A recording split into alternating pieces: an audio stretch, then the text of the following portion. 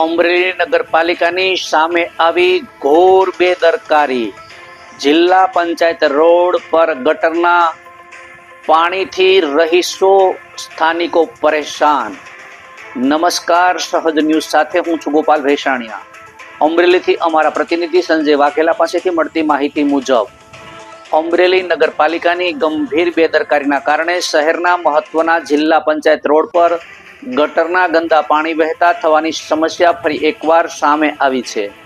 છેલ્લા અનેક વર્ષોથી દર 2-5 દિવસે આ માર્ગ પર ગટર ઉભરાવાની સમસ્યા સર્જાતી રહે છે, પરંતુ નગરપાલિકા દ્વારા કાયમી ઉકેલ લાવવામાં આવતો નથી।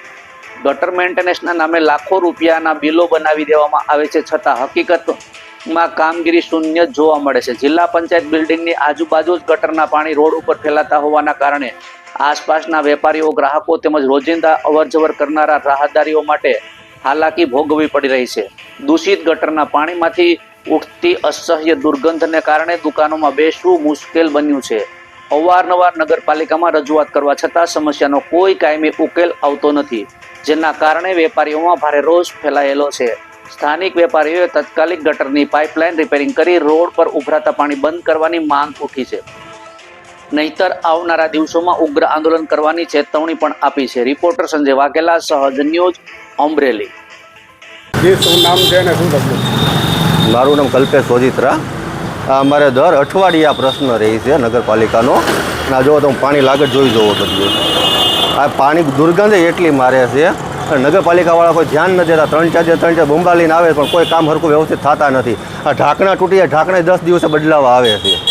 અને આગળ એક આપણે ઢાંકણું તૂટી ગયું છે, ત્યાં કેવડો મોટો ખાડો છે, ઢાંકણું ત્યાં બદલ્યું નથી હજી।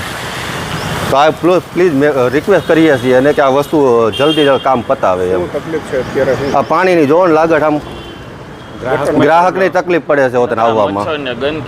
રજૂઆત કરેલી છે તમે? રજૂઆત કરી છે, બે વાર કોલ કરેલા છે, પણ કીધા રાખે વાંધો નહીં આવશું એમ, તો આવે ત્યારે થાય। જે મનીષભાઈ, જિલ્લા પંચાયત રોડ ઉપર અવારનવાર આ ગટરના પાણી ઉભરાય છે, શું છે? આમ તો અમરેલી નગરપાલિકામાં જ્યારથી ભારતીય જનતા પાર્ટીનું શાસન આવ્યું છે ત્યારથી અમરેલી શહેરના લોકો અને અમરેલીના વેપારીઓ છે હેરાન પરેશાન થઈ ગયા છે। આ ગટર વ્યવસ્થા ભાજપના રાજમાં સદંતર ફેલ ગઈ છે।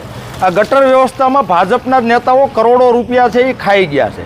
હવે દર મહિને લાખો રૂપિયા ગટરનું મેન્ટેનન્સ કરવાના બિલ ઉધારાય છે, છતાં પણ આ જિલ્લા પંચાયત રોડે દર 2-3 દિવસે ગટરના ગંદા પાણી રોડ ઉપર ઊભા રોડે ચડે છે, જેથી આ સરદાર શોપિંગ સેન્ટર જે છે જિલ્લા પંચાયત રોડ ઉપર આવેલું, ત્યાંના વેપારીઓ આનાથી ત્રાહિમામ પોકારી ગયા છે। ગટરના ગંદા પાણી બહાર નીકળવાથી, ઉભરાવાથી વેપારીઓને પોતાની દુકાનમાં બેસવું, વેપાર કરવો અઘરો થઈ ગયો છે, અને ગ્રાહક છે, કસ્ટમર છે, એને પણ વેપારીઓ પાસે જવું, દુકાને જવું પણ અઘરું થઈ ગયું છે। એટલે ભાજપના રાજમાં અમરેલીના શહેરીજનો પાસેથી, વેપારીઓ પાસેથી ગટરના નામે અને સ્વચ્છતાના નામે મસ્ત મોટા છે એ વેરા ઉઘરાવવામાં આવે છે, એની સામે સુવિધા છે એ શૂન્ય આપવામાં આવે છે।